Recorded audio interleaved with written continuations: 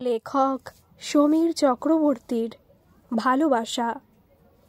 রুমি ঘরে ঢুকেই চেঁচিয়ে উঠল, দেখো দেখো, ঘরের ভেতর থেকে নদীটাকে পুরো দেখা যাচ্ছে। বাহ, কি সুন্দর লাগছে! কেমন নিঃশব্দে ভেসে যাচ্ছে নৌকোগুলো। জানি না কোন অজানায় চলেছে। কয়েক সেকেন্ডের জন্য রুমি যেন অন্যমনস্ক হয়ে গেল।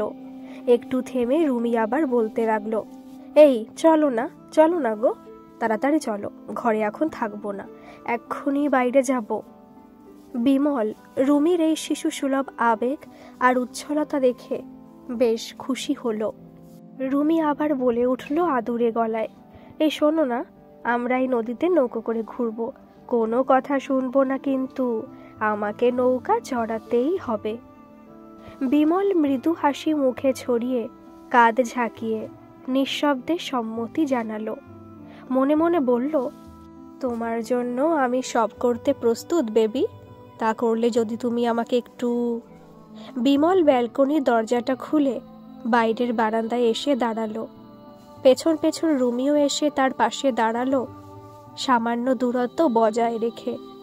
একটা হালকা জলো হাওয়া তাদের গায়ে এসে যেন আদর করে তার উপস্থিতি জানিয়ে দিল। এই হোটেলের ঠিক সামনে 10x12 ফুটের পিচের রাস্তা, যেটা দিয়ে সাইকেল, স্কুটার, টোটো চলাচল করছে। 2-4টে লোকও হেঁটে যাচ্ছে। রাস্তার ওপারেই প্রায় দিগন্ত বিস্তৃত নদী, ইছামতি, ওপারে বাংলাদেশ। রুমি এ জায়গায় মানে টাকিতে আগে কোনোদিন আসেনি, এই তার প্রথম আসা। বিমল রুমিকে কিছু বলেনি কোথায় যাচ্ছে, শুধু বলেছিল কাছাকাছি যাব, রাত কাটাবো, 1 বা 2 রাত্রি। রুমি প্রথমে সম্মতি না জানালেও গতকাল রাত 11টায় ফোন করে বিমলকে জানালো যে সে যেতে রাজি আছে, তবে একটি শর্তে। বিমল জানতে চায়নি কি তার শর্ত, শুধু বলেছিল, রানী, তোমার সব ধরনের শর্তে আমি রাজি আছি, তাহলে ব্যাগ গুছিয়ে ফেলো, আমি টুকটাক জিনিস নিয়ে নিচ্ছি, ঠিক 1 ঘন্টা পরে আমি ফোন করছি, এখন রাখি। রুমি অবাক হয়ে জানতে চাইল, আরে তুমি তো আজব মানুষ গো, জানতে চাইলে না কি সেই শর্ত? বিমল রুমিকে যখন যা মনে হয় সেই নামে সম্বোধন করে। এটা রুমির বেশ ভালো লাগে। তার কাছে বিমল বেশ মজার মানুষ, খুব ধীর স্থির আর শান্ত, স্বল্পভাষী, কিন্তু দরকারি কথা পরিষ্কার করে বুঝিয়ে দেয়। উত্তরে বিমল বলল, তুমি নিশ্চয়ই একা আমাকে জঙ্গলে বাঘ শিকার করতে পাঠাবে না, অতএব ভয় কিসের? শর্তটা নয়, ওখানে গিয়ে শুনবো, কেমন? রাখি এখন, ব্যাগ গুছিয়ে নিতে হবে, অনেক ভোরে উঠতে হবে, তুমিও গুছিয়ে নাও। কথা কটা শেষ করে বিমল ফোন কেটে দিল। ভোর 5টায় বিমল বাড়ি থেকে বেরিয়ে রুমিকে তার বাড়ির সামনে থেকে তুলে 6:30টায় শিয়ালদহ স্টেশনে পৌঁছে গেল। সারা রাত দুজনের কেউই ঘুমায়নি, ফোনাফোনি করে গল্প করে কেটে গেল। রুমির যেমন উত্তেজনা তেমনি আনন্দ হচ্ছে, তাই ঘুম এলোই না। কতদিন পরে তার বেরোনো হবে, এভাবে বিনা নোটিশে বিনা পরিকল্পনায় নিরুদ্দেশ যাত্রা সে করেনি কখনো। কোথায় যাচ্ছে তা সে বিমলের কাছে একবার জানতে চেয়েছিল।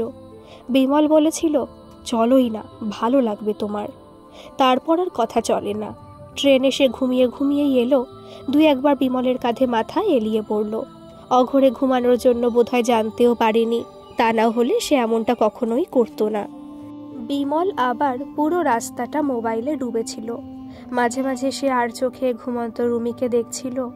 সুন্দর একটা এমব্রয়ডারি করা হলুদ রঙের চুড়িদার পরে এসেছে রুমি, ছিপছিপে গড়ন, মুখশ্রীটা অসাধারণ, কেমন একটা শিশুসুলভ অভিব্যক্তি তার সারা মুখে। মাথায় ঘন কালো চুল, প্রসাধন প্রায় কিছুই ব্যবহার করে না, তাও কেমন একটা আলগা চটক আছে। সব মিলিয়ে রুমি তাকে যেন চুম্বকের মতো আকর্ষণ করে। হোটেলে জলখাবার খেয়ে তারা হাঁটতে বেরিয়ে পড়ল। একটা নৌকো ভাড়া করে দুজনে অনেকক্ষণ ইছামতির বুকে ভেসে বেড়ালো। মাথার ওপর দিগন্ত বিস্তৃত নীলাকাশ, যার মাঝে মাঝে সাদা পেঁজা তুলোর মতো শরতের মেঘ, ওপারে বাংলাদেশ। নৌকো থেকে এখন অনেক বেশি স্পষ্ট ওপারের ভিনদেশ। রুমি মাঝির সাথে জমিয়ে গল্প করে সব জেনে নিচ্ছে। নৌকোটা ঘন্টা হিসেবে ভাড়া করেছে তারা, তাই কোনো ব্যস্ততা নেই। ধীর গতিতে নৌকো চলছে। বৃদ্ধ মাঝি চাচা তার নানান অভিজ্ঞতার গল্প শুনিয়ে চলেছে। রুমি বাচ্চা মেয়ের মতো বিস্ফারিত চোখে চাচার কথাগুলো যেন গিলছে। বিমল ফটাফট কিছু ছবি তুলে কখন যে তার নিজের মধ্যে ঢুকে পড়েছে তা নিজেরই খেয়াল নেই। কিভাবে কেমন করে সব হয়ে গেল ভাবতেই আজ বিমলের কেমন অবাক লাগে। পাশাপাশি পাড়ায় থাকা সত্ত্বেও এর আগে কেউ কখনো কাউকে দেখেনি অথবা খেয়াল করেনি। আগে ঝড় জলে রাতে বাস অটোর অপেক্ষায় বিমল দাঁড়িয়েছিল টালিগঞ্জ ট্রাম ডিপোতে। রুমিও ছিল সেখানে, যদিও রুমিকে তখন পর্যন্ত সে চিনত না, জানত না। বাসে ওঠার জো নেই, রাস্তায় বাস প্রায় নেই বললেই চলে। যা দু একটা আসছে তাতে লোক ঝুলছে। এদিকে রাত 10টা বাজে তখন। হঠাৎ একটা শাটল পেয়ে গেল, টাটা সুমো। হুড়মুড়িয়ে সব উঠতে লাগলো তাতে। সেই সময় প্রথম সে রুমিকে দেখেছিল। দেখি দেখি দাদা, আমাকে উঠতে দিন তো। 1.5 ঘন্টার উপর দাঁড়িয়ে। কথাটা বিমলের উদ্দেশ্যেই বলা। মহিলা দেখে বিমল তার ডান পাশ দিয়ে একটু জায়গা করে দিতেই রুমি গাড়িতে উঠে পড়ল। বিমল তারপর উঠে রুমির পাশেই বসলো। সারা রাস্তা কেউ কোনো কথা বলেনি। বিমল একটু জড়সড় হয়েই বসেছিল। পাশে মহিলা বসলে যা হয় আর কি। নামার সময় খুচরো নিয়ে সমস্যায় পড়ল রুমি। বিমল টাকা ভাঙিয়ে দিল নিজের থেকে। বিমলকে ধন্যবাদ জানিয়ে একটা স্টপেজ আগে রুমি নেমে গেল। সেই প্রথম দেখা আজ থেকে বছরখানেক আগে। এর ঠিক দিন 15 পরে আবার রুমির সাথে বিমলের দেখা। আজ আর বৃষ্টি নেই। স্টপেজে এসে দাঁড়াতে বিমলের নজর পড়ল। সে ইতস্তত করতে লাগলো। কথা বলবে কি বলবে না তাই যখন ভাবছিল ঠিক তখনই রুমি বিমলকে দেখে এগিয়ে এলো। কতক্ষণ দাঁড়িয়ে? বেশিক্ষণ হয়নি। বিমল বলেছিল, সেদিন আপনি কি যে উপকার করেছিলেন না, নইলে একগাদা কথা শুনিয়ে দিত। অসংখ্য ধন্যবাদ আপনাকে। রুমির মধ্যে কোনো জড়তা নেই, এক নিঃশ্বাসে কথা কটা বলে ফেলল। বিমল লজ্জায় কুঁকড়ে গেল। অপরিচিত মহিলার সাথে কথা বলতে তার যত আড়ষ্টতা। লজ্জায় লাল হয়ে বলল, ছি ছি, এমন করে বলবেন না, ওটা এমন কিছু নয়। আমার কাছে খুচরো ছিল বলেই না দিতে পেরেছি। কথাটা শেষ হতে না হতেই ওদের বাস এসে গেল। এভাবেই আরও কয়েক মাস কেটে গেল। মাঝে মাঝে রুমির সাথে বিমলের দেখা হয়, 2-4টে কথা হয়, এই পর্যন্ত। মাস 2 পরে ফোন নাম্বার দেওয়া নেওয়া ও একে অপরের নাম জানা। এটা অবশ্য রুমির জন্যই সম্ভব হলো, নতুবা বিমলের পক্ষে কোনোদিনই তা করা সম্ভব হতো না। আরও মাস 4 কি তার একটু বেশি অতিবাহিত হলো। রাতে অফিস থেকে বাড়ি ফেরার সময় এখন একজন অন্যজনের জন্য বাস স্টপে এসে অপেক্ষা করে। কেন দাঁড়ায়, কেন অপেক্ষা করে, তার উত্তরও বোধহয় ওদের দুজনের কারো কাছে নেই। ওদের দুজনের কেউ কাউকে কখনোই দাঁড়াতে বলেনি। কিন্তু কেন কে জানে, দুজনেই নিজের অজান্তেই অপরজনের জন্য দাঁড়িয়ে থাকতো যতক্ষণ না দেখা পায়। দিনের এই শেষটুকু পথ তারা যেন একসাথেই ফিরতে চায় বাড়িতে। যেন দিনের শেষে দেখা না করে ফিরলে ঘুম হবে না। আরও কিছুদিন পর বাড়ি ফিরে রাতে ফোনে গল্প করা, তবে তা খুবই সাধারণ কথাবার্তা। দুজনের অফিসের কেত্তন, চারিদিকের সরকারি গাফিলতি, ব্যর্থতা আর অনিয়ম, বাজার দর ইত্যাদি ইত্যাদি। কখনো সখনো সিনেমা, ক্রিকেট ইত্যাদিও আসে তাদের গল্পে। এমনি করে আরও মাস 3 যাবার পর একদিন রুমি বলল, জানেন কত বছর হয়ে গেছে সিনেমা দেখি না। নন্দনে একটা খুব ভালো সিনেমা চলছে, কিন্তু একা যেতে একদম ভালো লাগে না। সঙ্গীর অভাবে সব আমার বন্ধ। বিমল কথাটা শুনে ভাবছিল এখানে তার কি বলা উচিত। সেও হলে গিয়ে অনেকদিন সিনেমা দেখেনি। কখনো সখনো 1-2টো সিনেমা সে দেখে বাড়ির কম্পিউটারে। বিমলকে চুপ করে থাকতে দেখে রুমি কি ভাবলো কে জানে। বলল, যাবেন আপনি? তাহলে চলুন সামনের রবিবার, আমি টিকিট কেটে নিচ্ছি, কেমন? বিমলের উত্তরের অপেক্ষায় না থেকে রুমি সব কিছু নিজেই করেছিল। টিকিট কাটা, কটায় দেখা করবে ইত্যাদি। সেই প্রথম দুজনের একসাথে কোথাও বেরোনো। বেশ একটা জমাটি বই ছিল, হাসির গল্প। রুমি হাফ টাইমে 2-1 কথা বলা ছাড়া খুব মনোযোগ দিয়ে বই দেখল। বিমল আড়ষ্ট হয়ে বসে হলের আলো আধারিতে রুমিকে দেখে যেতে লাগলো। কি অদ্ভুত এক মিষ্টি গন্ধ রুমির গায়ে। সে গন্ধ তার নাক দিয়ে ঢুকে হলের প্রায় অন্ধকারে তাকে যেন মাতাল করে তুলেছিল। ইচ্ছে করছিল রুমির নরম হাতটাকে নিজের কোলে এনে ধরে বসে থাকতে, কিন্তু সেই আড়ষ্টতা, সেই লজ্জা আর ভয়। তাকে কিছু করতে বাধা দিল। হল থেকে বেরিয়ে রুমি প্রথমেই বলল, আপনার নিশ্চয়ই গল্পটা ভালো লাগেনি, তাই। রুমি কথা শেষ করলো না, তার আগেই সামনে এসে দাঁড়ানো একটা ট্যাক্সিতে উঠে পড়ল। আসুন আসুন, উঠে পড়ুন, আজ একটু গঙ্গার হাওয়া খাবো। ঘণ্টাখানেক ট্যাক্সি করে গঙ্গার ধারে ঘোরাঘুরির পর পার্ক স্ট্রিটের এক নামী রেস্টুরেন্টে গিয়ে তারা যখন ঢুকলো, তখন তিলোত্তমা কলকাতা হরেক রকম আলোর রোশনাইয়ে ঝলমল করছে। টুকটাক কথাবার্তা চলতে লাগলো দুজনের মধ্যে, যদিও কথাবার্তা একতরফা রুমিই বলে চলেছে। বিমল বারে বারে অন্যমনস্ক হয়ে যাচ্ছে। বিমল ভেবেই চলছে, রুমি কি বুঝতে পেরেছে যে হলে বসে সে রুমিকেই দেখে যাচ্ছিল? তা না হলে ওই কথাটা বলল কেন? বিমলের দৃঢ় বিশ্বাস যে সব ক্ষেত্রে নারীর ষষ্ঠ ইন্দ্রিয় পুরুষের চেয়ে অনেক বেশি সজাগ। হোটেলের বিল রুমি মেটালো, বিমলকে দিতে দিল না। বিমলকে ট্যাক্সির ভাড়াটা পর্যন্ত দিতে দেয়নি সে। বিমল ভাবছে, রুমি কত টাকা রোজগার করে, বাড়িতে কে কে আছে, এত টাকা খরচ করছে কেন? রুমির কি বিয়ে হয়েছে? রুমির সম্পর্কে কোনো কিছু জানে না সে, নিজে থেকে জানার কোনো ইচ্ছেও তার নেই। এ বিষয়ে দুজনের মধ্যে কোনোদিন কথা হয়নি। বিমলও তার নিজের জীবনের সম্পর্কে এখনো পর্যন্ত রুমিকে কিছু বলেনি। এটা কি সে ঠিক করছে? এরপর আরও কয়েকবার সিনেমা দেখতে গেছে তারা, ভিক্টোরিয়ায় গেছে, গঙ্গার ধার গেছে, কিন্তু কখনো কোনো শারীরিক স্পর্শ হয়নি দুজনের মধ্যে। তারা এখনো একে অপরকে আপনি করেই সম্বোধন করে। যতদিন যেতে লাগলো, রুমির প্রতি বিমলের ভালো লাগাটা ভালোবাসায় রূপান্তরিত হয়ে যাচ্ছিল।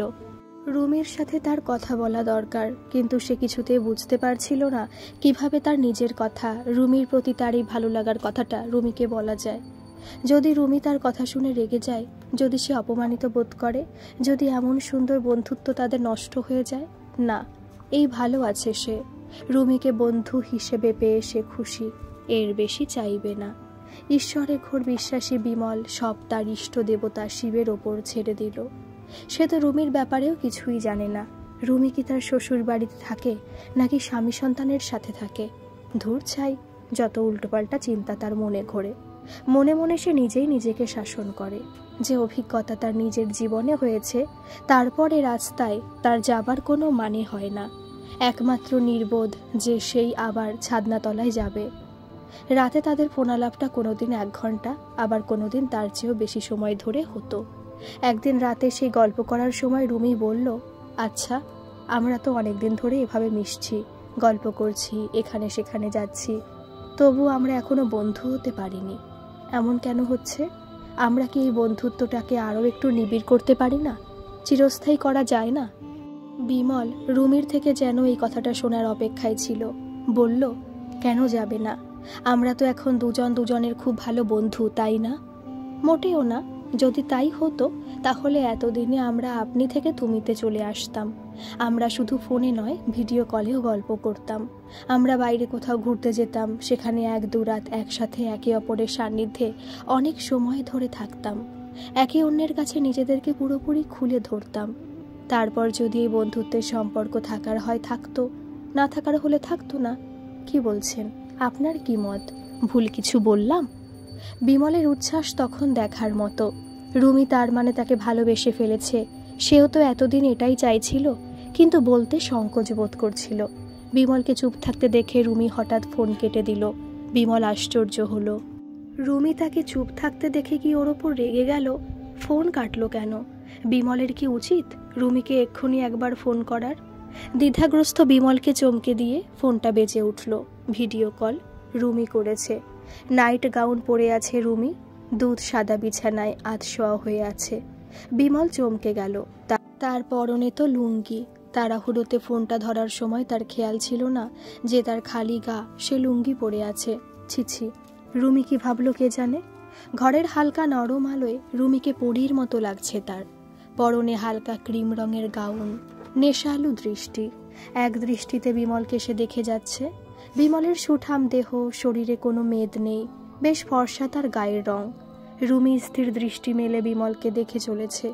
দুজন দুজনকে কতক্ষণ এভাবে দেখেছিল সেই সময়ের হিসেব কারোর রাখার দরকার নেই। বিমলই প্রথম যেন রুমিকে দেখছে। এর আগে সে কখনো এমনভাবে দেখেনি। আসলে সামনে থেকে এমনভাবে বেশিক্ষণ ধরে কোনো মহিলার দিকে তাকাতে সে লজ্জা বোধ করে। লোকে তাহলে অসভ্য ভাববে। ভিডিও কলে তার সে লজ্জাটা উধাও হয়ে গিয়েছিল সেদিন। সে সমগ্র রুমিকে পুরোপুরিভাবে দেখে নিচ্ছে খুব ভালো করে। রুমি যে এত সুন্দর সে কখনো জানতেই পারতো না, যদি না সে এভাবে রুমিকে দেখত। নিস্তব্ধতা ভেঙে রুমি প্রথম কথা বলল, আমরা কি এভাবে সারা রাত দুজন দুজনের দিকে তাকিয়ে জেগে বসে থাকবো? বিমলের সম্বিত ফিরল। তাই তো, ছিছি, কেমন আদেখলার মতো সে এতক্ষণ রুমিকে দেখছিল। লজ্জায় রঙিন হয়ে উঠল। রুমির তো এখন ঘুমের সময় হয়ে গেছে। তাড়াতাড়ি সে বলল, তাই তো, অনেক রাত হয়ে গেছে। আপনি... কথাটা শেষ করার সুযোগ পেল না। রুমি মৃদুস্বরে চেঁচিয়ে উঠল, নো আপনি, এবার থেকে শুধুই তুমি চলবে আমাদের মধ্যে, বোঝা গেছে? আধো ধমক আধো আদেশের সুর যেন রুমির গলায়, ঠোঁটে মৃদু হাসি। বিমল রুমির এমন গলার স্বর এর আগে কখনো শোনেনি। সে বাধ্য ছেলের মতো মাথা ঝোঁকানোর বৃথা চেষ্টা করল। না, তার মাথা এ মুহূর্তে কাজ করছে না। সব অত্যাশ্চর্য ঘটনা আজ তার সাথে ঘটে চলেছে। বিমল ঈষৎ বিব্রত বোধ করল প্রথমে, তারপর বলল, তোমার এখন ঘুমের সময় হয়ে গেছে, ঘুমিয়ে পড়ো। না মশাই, আমি ঘুমাবো বলিনি। তাছাড়া এখন আমার ঘুম আসবে না। আজ তোমার সাথে অনেকক্ষণ গল্প করব। সেদিন প্রায় ভোর রাত পর্যন্ত দুজনের অনেক কথা হলো। না, নিজেদের কথা সেদিনও কিছু হলো না। ঠিক তার মাসখানেক পরেই বাইরে আসার ব্যাপারটা ঠিক হলো। তবে বিমল এখনও জানে না রুমি তাকে কি শর্ত দেবে। যদিও রুমির কাছে সে তার সম্মতি জানিয়ে রেখেছে, তবুও মনের মধ্যে একটা উৎকণ্ঠা রয়েই গেছে। বিমলের মনে রুমির একটা কথা একদম গেঁথে গেছে। সেদিন রুমি বলেছিল, একে অন্যের কাছে নিজেদেরকে পুরোপুরি খুলে ধরতাম। এর মানে কি? কোন খোলাখুলির কথা রুমি বলল? কিন্তু রুমিকে তো তেমন মেয়ে বলে তার কখনো মনে হয়নি। ঘণ্টা দুয়েক নৌকায় ঘোরাঘুরির পর দুপুরের ভোজন পর্ব সাঙ্গ করে তারা যখন হোটেলে ঢুকলো তখন 3টে বেজে গেছে। ঘরে ঢুকে রুমি বলল, এবার আমি ঘুমাবো, প্রচণ্ড ঘুম পেয়েছে, আমাকে একদম ডাকবে না। কাল সারা রাত ঘুম হয়নি, আজ যতক্ষণ খুশি ঘুমিয়ে নেব। বিমল মাথা নাড়ালো, তারপর বলল, আমি বাইরে যাচ্ছি, তুমি ড্রেস চেঞ্জ করে নাও, ঠিক আছে? রুমি বিস্ফারিত চোখে তার দিকে তাকিয়ে বলল, কেন? আমি বাথরুমে ঢুকে চেঞ্জ করতে পারবো, তুমি ঘরেই বসো। বিমল মনে মনে ভেবে রেখেছিল দুপুরে রুমিকে জিজ্ঞেস করবে তার শর্তটা কী ছিল, কিন্তু ও তো এখন ঘুমাবে বলল। চিন্তান্বিত বিমল ব্যালকনিতে এসে একটা চেয়ারে বসে পড়ল। উদাস নয়নে দূরের নীলাকাশ আর সূর্যের আলোতে ঝলমল করতে থাকা নদীর জলের দিকে তাকিয়ে থাকতে থাকতে আবার অন্যমনস্ক হয়ে গেল। এই রুমটা ডবল বেডের হলেও দুটো খাট আলাদা আলাদা পাতা। প্রথম যখন ওরা রুমে ঢুকেছিল তখন হোটেলে ছেলেটি এসে খাট দুটোকে একসাথে করতে গেছিল। রুমি চেঁচিয়ে উঠেছিল, এই, কে তোমাকে খাট একসাথে লাগিয়ে দিতে বলেছে? যাও, কোনো দরকার নেই, যদি দরকার হয় আমরা ডাকবো তোমাদের। রুমি চিৎকার আর এক নিঃশ্বাসে বলে যাওয়া কথাগুলো শুনে হোটেলের ছেলেটি থতমত খেয়ে যায়। ঢোক গিলে বলে, ঠিক আছে দিদিমণি, আসলে সবাই... ওকে আর কিছু বলার সুযোগ দিল না রুমি। এক প্রকার দূর দূর করে ঘর থেকে বের করে দিয়েছিল। বিমল নীরবে সব দেখে যাচ্ছিল, মিটিমিটি হাসছিল। রুমির গিন্নি গিন্নি ভাব নিয়ে এভাবে কর্তৃত্ব ফলানোটা বেশ উপভোগ করছিল সে। রুমি এক পলক বিমলের দিকে দেখে দৃষ্টি ঘুরিয়ে নেয় সে সময়। বিমলের মনে রুমির সেই কথাটা বারে বারে ঝনঝন করে বাজছে। একে অন্যের কাছে নিজেদেরকে পুরোপুরি খুলে ধরতাম। দুজনের বিছানা আলাদা থাকলে সেটা কিভাবে সম্ভব? বিমল রুমিকে বড্ড বেশি ভালোবেসে ফেলেছে। তাই সে ঠিক করে নিল রুমির এসব ইচ্ছেগুলোতে কোনো আপত্তি জানাবে না সে। তার নিজের জীবনটা একটা শুষ্ক নদীতে পরিণত হয়েছে। দীপার সাথে 5 বছর ঘর করার পর সে তাদের একমাত্র সন্তান 2 বছরের বাবলুকে নিয়ে ঘর ছেড়েছিল। বলেছিল, এমন ম্যাদামারা স্বামীর সাথে ঘর করার চেয়ে সারা জীবন একা কাটিয়ে দেওয়া অনেক বেশি আনন্দের। দীপা যদিও একা কাটায়নি, সে স্কুল টিচার ছিল। পরে শুনেছিল বিমলকে ডিভোর্স করার পর সেই স্কুলেরই পরিচালন কমিটির এক সদস্য ক্রোড়পতি ব্যবসায়ীকে বিয়ে করে। দেখতে দেখতে তাও বছর 15 হয়ে গেছে। আত্মীয় স্বজন, বন্ধু বান্ধব অনেকে বিমলকে আবার বিয়ে করতে বলেছিল, সে আর করেনি। যে একবার ঠকে যায় সে বারবার ঠকবে না, সে গ্যারান্টি কে দেবে? তাছাড়া তেমন কেউ তার জীবনে আর আসেনি যাকে দেখে তার সাথে সম্পর্ক গড়ার বা বিয়ে করার ইচ্ছে জাগে। রুমি হঠাৎ করে এসে বিমলের সবকিছু ওলটপালট করে দিল। কি আছে মেয়েটার মধ্যে তা সে আজও জানে না। একজন পুরুষের সাথে এত দূরে একা চলে এলো, এক রুমে আছে, অথচ... রুমির কথায় তার সম্বিত ফিরল। এই শোনো না, একটু ঘরে এসো। বিমল উঠে গিয়ে দেখলো রুমি খুব সুন্দর একটা নাইটি পরেছে। বলো, বিমল জিজ্ঞাসা করল রুমির চোখে চোখ রেখে। আমাকে এই ড্রেসটাতে কেমন লাগছে বলো না? খুব ভালো, দারুণ লাগছে। রুমি আদুরে গলায় বলল, না, তুমি কেমন দায়সারাভাবে উত্তর দিচ্ছ? আগে আমাকে ভালো করে দেখো, তারপর বলো। বললাম তো খুব সুন্দর হয়েছে ড্রেসটা। ড্রেসটা খুব সুন্দর হয়েছে? আর আমি? তুমি তো খুব সুন্দর, তাই যে ড্রেস পরবে তাতেই ভালো লাগবে? না না, আমি বুঝতে পারছি তুমি লজ্জা পাচ্ছ, আমাকে ভালো করে দেখছো না। আমি চোখ বন্ধ করছি, তুমি ভালো করে অনেকক্ষণ ধরে দেখো, তারপর বলো। রুমি চোখ বন্ধ করে আদুরে গলায় আবার বলল, যেমন করে তুমি ভিডিও কলে আমাকে দেখো ঠিক সেইভাবে দেখো। বিমল সত্যি এতক্ষণ রুমির দিকে ভালো করে দেখছিল না। অনেকটা কাটা গোল গলার স্লিভলেস নাইটিটা যেন ঈশ্বর সৃষ্ট কোনো অপরূপ সুন্দরীকে সযত্নে জড়িয়ে আছে। রুমি কোনো অন্তর্বাস পড়েনি বলেই মনে হলো বিমলের, তাই শরীরের অনেকটা অংশই বিমলের চোখে প্রায় দৃশ্যমান। রুমি এখনও চোখ বুজে আছে, মুখে মিষ্টি হাসি তার ছড়িয়ে আছে, পাতলা ঠোঁট দুটো জলে ভরা টস টস করছে। বিমল নিজেকে আর ঠিক রাখতে পারল না, সে ধীরে ধীরে দুপা এগিয়ে গেল রুমির দিকে। আজ আর তার কোনো লাজ লজ্জা কিছু নেই, নেই কোনো ভয় বা দ্বিধাদ্বন্দ্ব। সে এখন থেকে রুমিকে তার একেবারে নিজের করে পেতে চায়। তার জন্য তাকে রুমি যা করতে বলবে সে তাই করবে। এতদিনে সে যেন তার মনের মতো কাউকে পেয়েছে। দুহাতে রুমিকে যেই জড়িয়ে ধরতে যাবে, রুমি সেই মুহূর্তে ছিটকে এক পা পিছিয়ে গেল। সে বুঝতে পেরেছিল বা অনুমান করে চোখ খুলে দেখতে পায় বিমল তার দিকে এগিয়ে আসছে তাকে ধরবে বলে। এ কি করতে যাচ্ছিলে তুমি? আমরা দুজনে কি খুব ভালো বন্ধু হয়ে সারা জীবন থাকতে পারি না? কেউ কাউকে ছোবো না, শরীর কি সব? যদি মনটাকে ভালো না বাসলে তাহলে শরীর ভোগ করে কি হবে? আবার একটা বিচ্ছেদের যন্ত্রণা। না, এটা আর কোনোদিন হবে না আমার জীবনে। তুমি আমার শর্তটা তো জানতেই চাওনি। আমি এই শর্তটাই তোমাকে বলতে চেয়েছিলাম, যাতে তুমি আমাকে স্পর্শ না করো। আমি জানতাম যে দুজন নারী পুরুষ একটা ঘরে থাকলে শারীরিক সম্পর্ক তৈরি হওয়াটাই স্বাভাবিক, কিন্তু আমি তা চাই না, কোনো দিন না। যদি তুমি আমাকে ভালোবাসো তবে এ জিনিস নিয়ে আর কোনোদিন ভাববে না। কথা দাও আমাকে। বিমলের ভ্যাবাচাকা খাওয়ার উপক্রম। সে ভাবেনি যে রুমি এভাবে তাকে দূরে সরিয়ে দেবে। সে কোনো কথাই বলতে পারল না। ঘর থেকে বেরিয়ে এলো, বাইরে সিগারেটের দোকান থেকে এক প্যাকেট সিগারেট আর একটা দেশলাই কিনলো। বিমল সিগারেট ছেড়েছে অনেক দিন হলো, কিন্তু আজ হঠাৎ তার সিগারেট খেতে খুব ইচ্ছে হলো। নিজের ওপর কেমন একটা বিতৃষ্ণা জন্মালো। হঠাৎ করে এমন কাজ সে করতে গেল কেন? কতটা সে ছোট হয়ে গেল রুমির কাছে। যদি রুমি আর কোনো সম্পর্ক না রাখে তার সাথে। রুমি খুব ভালো মেয়ে, ওর মনের মধ্যে অতীতের কোনো ভয়ঙ্কর যন্ত্রণা লুকিয়ে আছে যা ও আজও ভুলতে পারেনি। তাই সে আর কোনো বৈবাহিক বা শারীরিক সম্পর্কে যেতে চায় না। তাতেও তো বিমলের কোনো আপত্তি থাকার কথা নয়। সে কেন এটা নিয়ে এত ভাবছে? সে তো রুমিকে বন্ধু হিসেবেই চায় সারা জীবনের মতো।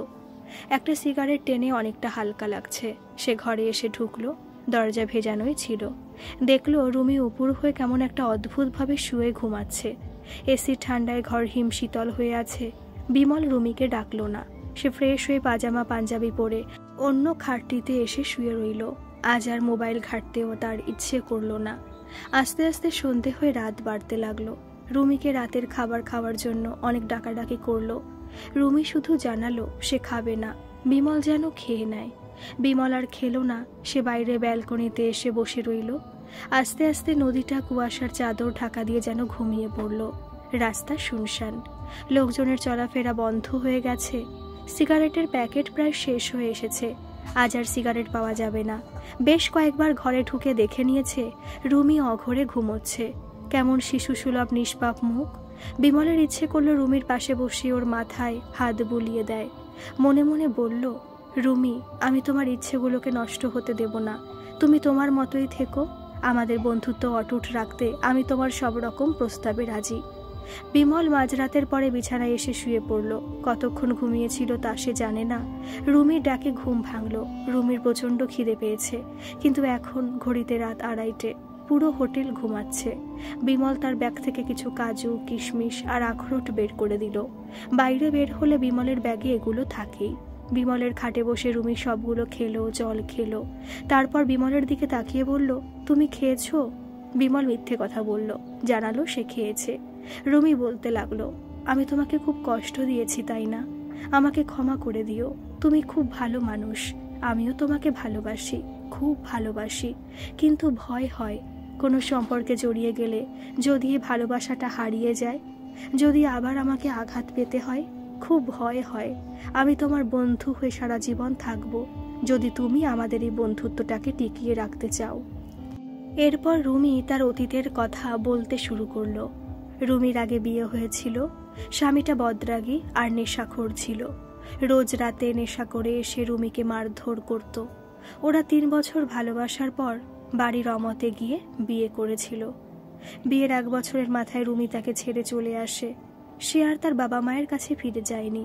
তার ডিভোর্স এখনো হয়নি, মামলা চলছে, তাই এই মুহূর্তে সে কিছু ভাবছে না। বিমল এইটুকু শুনেই তাকে থামিয়ে দিল, বলল যে সে কিছু শুনতে চায় না। বিমলের হৃদয় আজ ভেঙে চুরমার হয়ে গেছে, তার জন্য নিজের কপালকে দুষল সে। পরদিন সকালে উঠে রুমি বলল, চলো ফিরে যাই, ভালো লাগছে না। বিমল কিছু বলল না, সেও মনে মনে এটাই চাইছিল।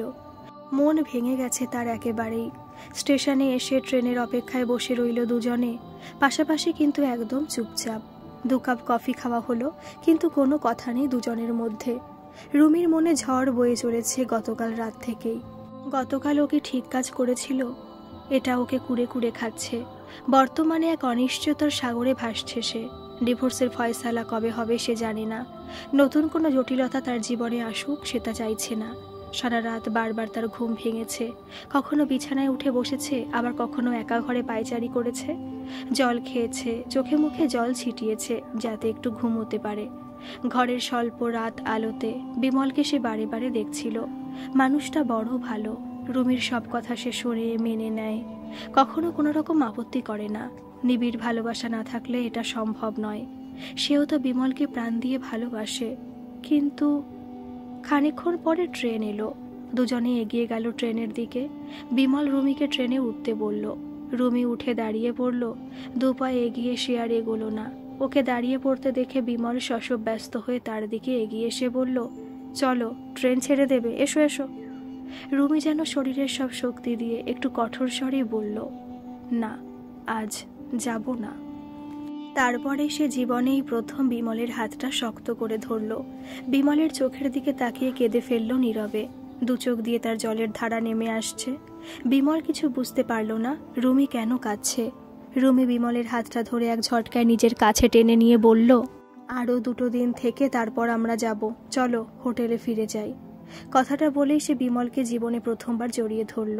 ট্রেন ততক্ষণে হুইসেল বাজিয়ে দিয়েছে। ধীরে ধীরে ট্রেন স্টেশন ছেড়ে চলে গেল। 2-4টে যাত্রী যারা ওখানে ছিল তারা দূর থেকে অবাক দৃষ্টিতে তাদের দেখছিল। স্বামী স্ত্রীর মান অভিমানের পালা চলছে ভেবে তারা মুচকি হেসে নিজের গন্তব্যের দিকে পা বাড়ালো। বিমলের মনে হলো সে স্বপ্ন দেখছে। বোকার মতো তাকিয়ে থেকে একসময় মৃদু হাসি ছড়িয়ে, কিছুটা সংশয় আর কিছুটা ভয়ে ভয়ে সেও রুমিকে আলতো করে জড়িয়ে ধরল। তারপর নরম মিষ্টি স্বরে বলল, চলো। আমি জানি আজকে গল্পটা আমি একদম ভালো করতে পারিনি, শরীরটা একদমই ভালো নয়, প্লিজ মার্জনা করবেন। ভালো লাগলে একটা সাবস্ক্রাইব করে দেবেন। ধন্যবাদ।